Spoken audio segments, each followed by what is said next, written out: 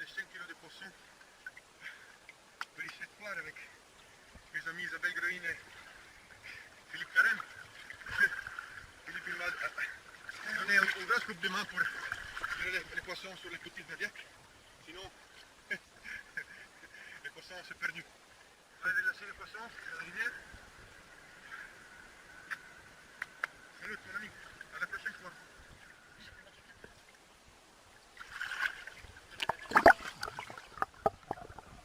Buongiorno.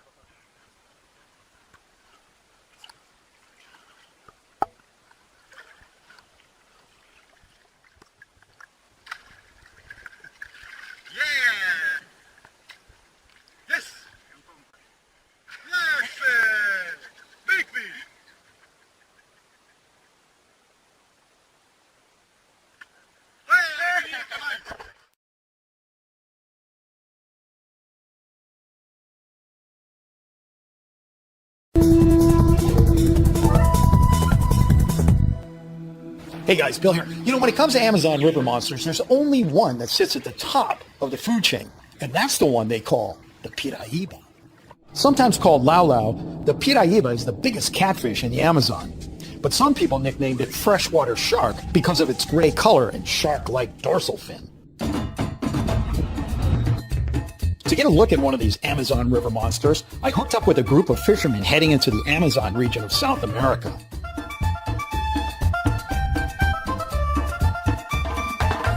Yes. The trip was hosted by my friend and pro fisherman, Steve Townsend.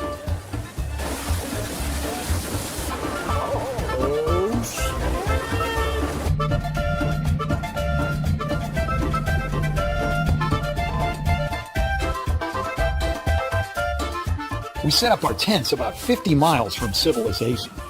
The campsite came with a big eating area and a cooking staff. Salt, yeah, pepper you don't have. You got the red pepper, though? We have mixed seasoning here. Seasoning. We're working on this. We're getting the menu going here. All in all, it was one of the coolest Amazon river camps I've ever been to. It even had a few caiman hanging around to remind us this is the real deal. A few days into our trip, Steve and I were out fishing when we came across two guys from our party, Ken Sheath and Mark Pickering. Ken had a huge piraiba on his line, but something was wrong. Ken's fishing guide and boat driver, Mark, mysteriously jumps in the water. Are you mad? Piranha-infested water. At least he's got his pants on. I don't know what's happening. Is Mark, their guide, has decided to go down the line and see if he can unsnag this huge piraiba. Turns out the fish swam under a fallen tree submerged in the river and got Ken's line snagged on the branches.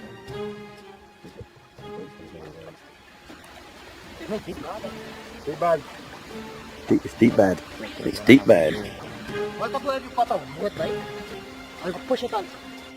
what? I need help with the other. What do you want us to do? You want us to hook your line? Yeah, you hook the line On the other side, and then hand line it up. I don't know that much about fishing, but this is what I call mission impossible. Steve will attempt to cast out in front of the tree and hook Ken's fishing line, bring it to the surface, and fix the problem that way. Good luck with that one, Steve. Yep. I got the line. I got your line, yeah. I don't believe it. He actually pulled it off. There you go. Right. There you go, boys. Okay, have it again. Right. Okay. What, you want to cut it and join it? line it first. Plenty, right? And then join it. You're right with that, making a knot. What you want to do? He wants to cut that. You hold it right around your hand, cut it and put it on there. All right, so here's the idea in a nutshell. You got the tree right here. The line comes down, it gets snagged in the tree, and then it goes out from the tree over here, and it goes to the fish. So what they want to do is cut the line that's in front of the tree here and behind the tree here, and then attach the two pieces together. We got pull it up, plenty line, hook it and join it back. The only problem with this is if the fish decides to make a run. Hands and fingers are going to feel some serious pain, so they have to work as fast as they possibly can. You have the line? Yeah, this right here. No, this. Come.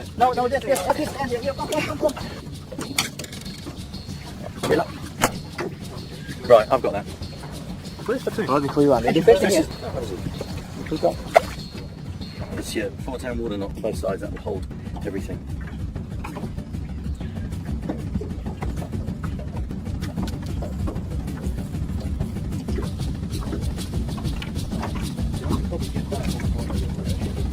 Right, so hang on, your finger. Right. And now, oh dear, and now we've got. Hey, Ken, do you ever get the feeling this is just going to be one of those days where nothing goes right?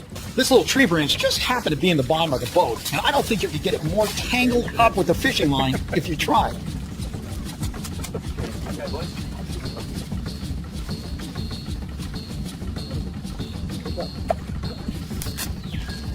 This is when it helps to have a great guide like Steven here, who's so good at his job, it's just downright scary.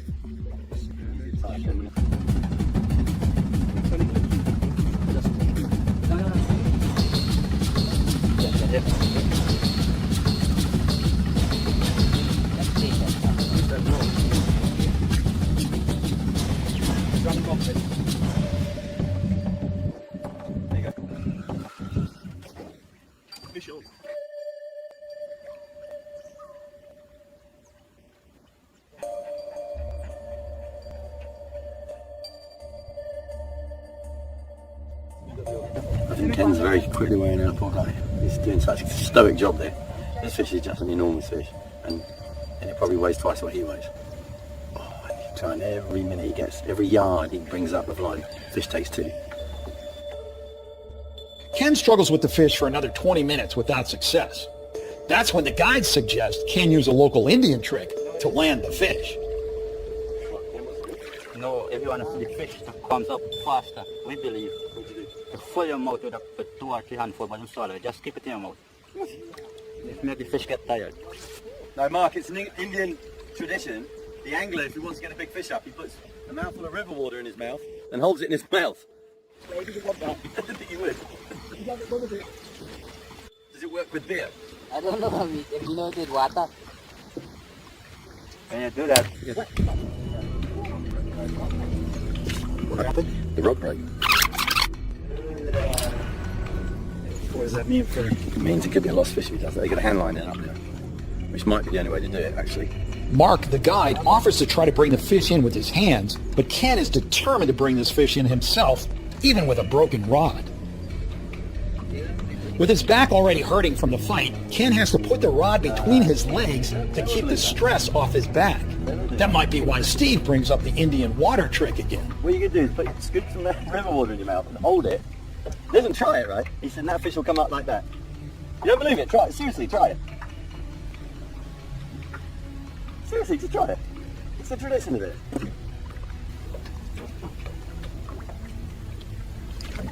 Good man. Right. Don't swallow it, just put it in your mouth. as much as you put. You're going to fill up your mouth with it. The healthy fish. Tired fish. Yeah. You have to keep it in?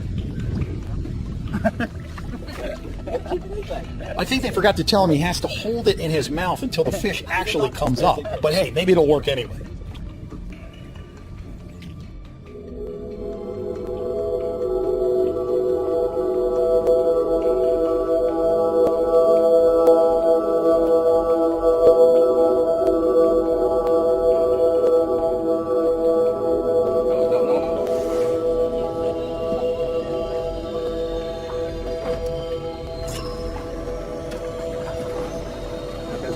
That's good. Oh, whoa. Oh, whoa.